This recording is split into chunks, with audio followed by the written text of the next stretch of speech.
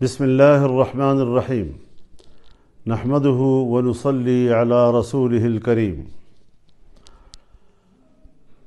Supreme court of Pakistan کے chief justice جناب فائز عیسیٰ صاحب نے ایک قادیانی کے خلاف درج مقدمہ پر اپنا فیصلہ سناتے ہوئے قادیانیوں کو اپنے مذہب کی تبلیغ کی اجازت دی ہے۔ ان کا یہ فیصلہ شریعت اور آئین اور قانون کے خلاف ہے، اس سے متصادم ہے، اور ہم اس فیصلے کو علی الاعلان مسترد کرتے ہیں۔ یہ فیصلہ مغرب کی خواہشات کے تابع صادر کیا گیا ہے اور قرآن کریم کے جو حوالے اس میں پیش کیے گئے ہیں وہ غلط بھی ہیں، بددیانتی پر بھی مبنی ہیں، اور ان حوالوں کے جو معنی اور مفہوم تفاسیر میں متعین ہیں اور ان کا جو شان نزول ہے اس سے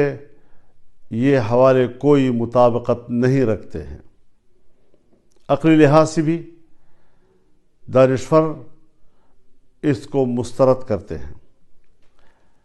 لہذا سب سے پہلے جمعیت علماء اسلام پورے ملک کے طول و عرض میں ائمہ و خطباء سے اپیل کرتی ہے کہ وہ جمعے کے روز اپنے خطبوں میں سپریم کورٹ کے اس فیصلے کے خلاف آواز بلند کریں، ختم نبوت کے عقیدے کے تحفظ کے لیے بھرپور آواز اٹھائیں اور شدید الفاظ میں سپریم کورٹ کے اس فیصلے کو مسترد بھی کریں، اس کی مذمت بھی کریں۔ میں عالمی مجلس تحفظ ختم نبوت سے بھی اپیل کرتا ہوں کہ وہ فوری طور پر اپنا فرض منصبی ادا کرتے ہوئے تمام مذہبی جماعتوں، علماء کرام اور دانشوروں سے رابطہ کریں، آئینی ماہرین سے رابطہ کریں اور اگلے کسی اقدام کا وہ فیصلہ کریں تاکہ اس معاملے کو ہم منطقی انجام تک پہنچائیں، عوام کی تائید کے ساتھ، عوام کی مکمل موافقت کے ساتھ۔ پبلک کو ہم نے اس حوالے سے آگاہ کرنا ہے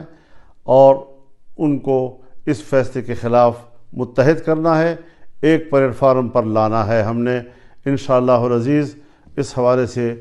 کسی قسم کی کوتاہی جو ہے وہ اس وقت ملک اور قوم اس کا متحمل نہیں ہو سکے گی۔ ہم اپنے آئینی اور قانونی وکلاء کو بھی رابطے میں لے رہے ہیں، وہ اس کے قانونی اور آئینی پہلوؤں کا جائزہ لے کر جب نظر ثانی کی درخواست دے گی تو جمعیت علماء اسلام اس مقدمے میں فریق بنے گی، اور ہم قانونی محاذ پر بھی، عدالتی محاذ پر بھی، عوامی محاذ پر بھی اور ہر محاذ پر اس فیصلے کو مسترد بھی کریں گے اور اس رجحان کا مقابلہ کریں گے۔ اس حوالے سے ہمیں آگے بڑھنا ہے۔ یہ پیغام ہے پورے ملک کے لیے، قوم کے لیے، اپنے کارکنوں کے لیے،